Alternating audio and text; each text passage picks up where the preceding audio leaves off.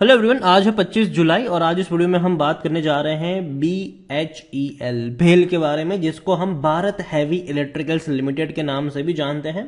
आज बाजार में हल्की सी गिरावट थी, लेकिन यहां पर थोड़ी बहुत तेजी हमें देखने को मिली है। वीडियो में डिस्कस करेंगे भेल के शेयर के बारे में, क्योंकि पिछले कुछ दिनों से भैया दम दिखा जरूर रहा है ये।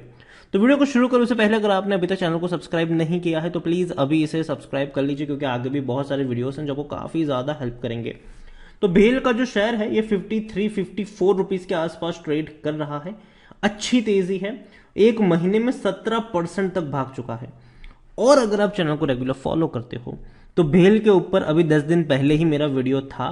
तब मैंने कहा था कि जब तक शेयर आपको 45 से 50 की रेंज में देखने को मिल रहा है, खरीदारी के मौके हैं। 50 रुपए के ऊपर जाएगा तो खरीदारी के मौके नहीं होंगे वहां पर। लेकिन इस वीडियो में हम डिस्कस ये भी करेंगे कि कहां तक ये जा सकता है और कहां पर मौके खरीदारी के भी और बिकवाली के भी बन सकते हैं।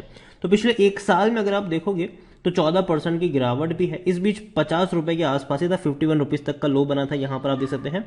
फिर तेजी बनी थी, 75 से भी ऊपर गया था ये शेयर। फिर वहां से गिरावट देखने को मिली थी और शेयर 45 रुपए तक गया था। दोबारा बाउंस बैक किया था, 55 रुपए से ऊपर पहुंचा, दोबारा गिरावट आई, 45 तक गया, दोबारा बाउंस बैक किया, 50 रुपए से ऊपर गया, दोबारा गिरावट आई, 45 से भी नीचे गया था। इस बार तो 42 रुपीज तक गया था, लेकिन दोबारा बाउंस बैक देखने को मिलेगा। अच्छी खासी तेजी है। देखो, मैंने पहले भी कहा था, अब भी मैं यही कहूंगा कि 45 से 50 का रेंज जो है वो खरीदारी का रेंज है भेल में। और 55 से 60 का जो रेंज है, खास करके 60 रुपए का रेंज जो होगा वो प्रॉफिट बुकिंग का रेंज रहेगा। यहां पर भेल को अगर हम देखें तो मिड कैप शेयर है, 18,000 करोड़ से भी ज्यादा का इसका मार्केट कैप है। वॉल्यूम देखा जाए तो 2 करोड़ से भी ज्यादा का इसका वॉल्यूम हमें देखने को मिल रहा है। और मार्च में बहुत अच्छे रिजल्ट थे इनके, 912 करोड़ का प्रॉफिट कमाया था इसने, 912 करोड़ का। पिछले कुछ क्वार्टर से कंपेयर करें, क्योंकि इससे पहले के क्वार्टर्स में भेल लॉस ही कर रहा था। तकरीबन 8 या 9 क्वार्टर्स ऐसे थे जहां पर भेल ने हैवी लॉस किए थे। पहली बार लंबे अरसे बाद दिसंबर क्वार्टर में 27 करोड़ का मर मर के प्रॉफिट किया था इसने, और बाद में मार्च में 912 करोड़ का मुनाफा था, और रेवेन्यू में भी बहुत बड़ा जंप आया था। इस बार के जो रिजल्ट्स आने हैं जून के, वो काफी इंपॉर्टेंट रोल प्ले करेंगे, क्योंकि जाहिर सी बात है भेल के शेयर्स में रिजल्ट्स का काफी ज्यादा महत्व रहा है। जब भी रिजल्ट्स आए हैं ये टूटा है। यहां पर आप देखें तो according to Moneycontrol user 25% लोग कह रहे हैं कि बेचो, 75% लोग कह रहे हैं कि खरीदारी करते रहो यहां पर। और यहां पर जहां तक बात है इनके रिजल्ट्स की, तो अभी तक डेट सामने नहीं आई है कि कब नतीजा आने वाला है, लेकिन उम्मीद करते हैं कि बहुत जल्दी इनके नतीजे आ जाए और पता चले कि भैया कंपनी का ये जो प्रॉफिट में आने वाला प्रोसेस है वो अभी भी जारी रहेगा कि नहीं। रेवेन्यू देखें तो लगातार टूट रहे थे, 30,000 करोड़ के रेवेन्यू 17,000 करोड़ पर आ चुके थे, लेकिन फाइनेंशियल ईयर 2020 में इनके रेवेन्यू में तेजी आई और 21,200 करोड़ से भी ज्यादा के इनके रेवेन्यू आए, जो कि अच्छे हैं। अब यही चीज एक्सपेक्ट करेंगे आने वाले क्वार्टर्स में कि ये रेवेन्यू और बढ़ते रहे लेकिन कम ना हो। जहां तक बात है प्रॉफिट्स की, तो 2 साल बहुत खराब थे इनके लिए, 2020 और 2021। 1500 करोड़ का लॉस किया था फाइनेंशियल ईयर 2020 में, और 2,745 करोड़ का लॉस किया था फाइनेंशियल ईयर 2021 में। लेकिन फाइनेंशियल ईयर 2022 में फाइनली इसने प्रॉफिट किया तकरीबन 395 करोड़ के आसपास का, जिसमें भी पहले जो 2 क्वार्टर्स थे उसमें बड़े लॉसेस किए थे। तीसरे क्वार्टर में मुश्किल से 27 करोड़ का प्रॉफिट किया, लेकिन चौथे क्वार्टर में 912 करोड़ का प्रॉफिट किया। तो यही वजह है कि कुल मिलाकर 395 करोड़ का प्रॉफिट यहां पर देखने को हमें मिल रहा है। भेल एक सरकारी कंपनी है, डूबने वाली कंपनी नहीं है। मैन्युफैक्चर से जुड़ी हुई ये कंपनी है, और हम सबको पता है कि जब कोविड इंडिया में आया था और उसके बाद इंडिया और चाइना के बीच में काफी बड़ा टेंशन रहा था, काफी बड़ा कॉन्फ्लिक्ट रहा था, और ऐसे में इंडिया ने चाइनीज कंपनी और प्रोडक्ट को बाइकआउट करना शुरू किया था, और चाइना के ऊपर अपनी डिपेंडेंसी को कम करने की कोशिश तब की गई थी। और ऐसे में जो वेदांता के चेयरमैन है अनिल अग्रवाल, उनकी तरफ से स्टेटमेंट भी आया था कि अगर हमें चाइनीज कंपनियों के ऊपर अपनी डिपेंडेंसी को कम करना है तो इंडियन कंपनियों को बढ़ावा देना पड़ेगा, और भेल एक बहुत बड़ा अल्टरनेटिव बन सकता है ये।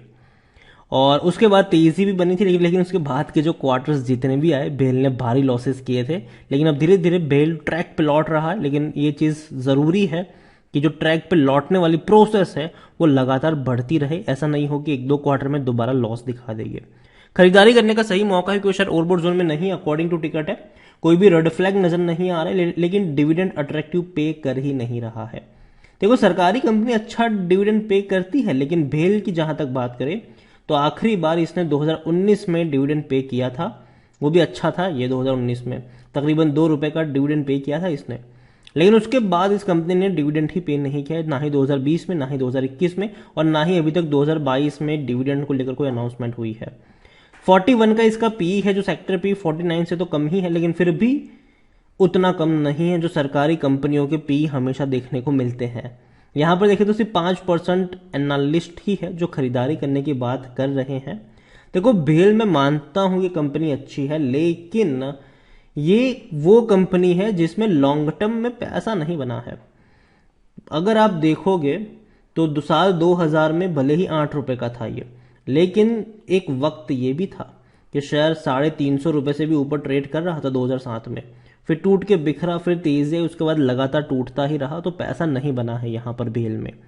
और यहां पर मौके जो बने हैं वो नीचे के लेवल पर खरीदारी के बने हैं, ऊपर के लेवल पर बिकवाली के ही मौके यहां पर बने हैं, और इसीलिए लॉन्ग टर्म के लिए मैं इसको रिकमेंड नहीं कर रहा हूं। मैं शॉर्ट टर्म में यहां पर गेम खेले जा सकते हैं। प्रमोटर के पास अगर आप देखो, मतलब सरकार के पास, तो 63.17% की होल्डिंग है। 1.50% म्यूचुअल फंड के पास देखने को मिल रहा है, जो पहले 1.57% था। डोमेस्टिक वालों की जो होल्डिंग है वो उतनी की उतनी ही है, 11.09 पहले भी अभी भी है।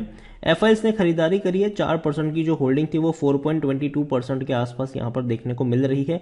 रिटेल की बात करें तो हल्की सी बिकवाली रिटेल वालों ने करी है, और मतलब ज्यादा बड़ा चेंजेस नहीं, लेकिन हाँ फिर भी थोड़ी बहुत चेंजेस एफआईएस और रिटेल में ही देखने को मिल रही है हमें ज्यादातर। भेल को लेकर अभी के लिए मैं इतना ही कहूंगा कि कंपनी कोई इतनी बड़ी स्ट्रांग कंपनी नहीं है कि आप अपना एक बहुत बड़ा कैपिटल इसको अलोकेट कर दे। और अगेन खरीदारी के मौके अभी नहीं है 53-54 रुपीज के ऊपर। खरीदारी के मौके बनेंगे, वो बनेंगे 45 से 50 रुपए की रेंज में बनेंगे वो मौके, और 55 से 60 का जो रेंज होगा वो शॉर्ट टर्म के लिए प्रॉफिट बुकिंग का रेंज होगा, जब तक इस कंपनी के रिजल्ट्स नहीं आ जाते।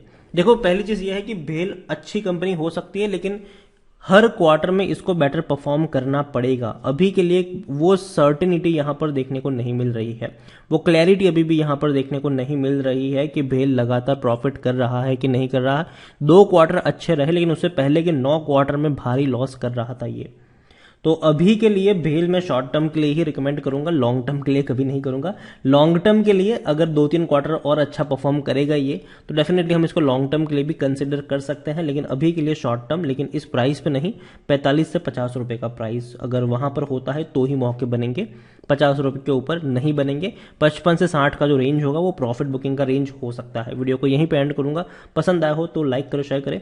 चैनल पर अगर पहली बार आए हैं तो प्लीज सब्सक्राइब करें, और भारत हैवी इलेक्ट्रिकल्स लिमिटेड यानी कि भेल के बारे में आप क्या सोचते हैं वो भी आप मुझे कमेंट में लिखकर बता सकते हैं। Thank you.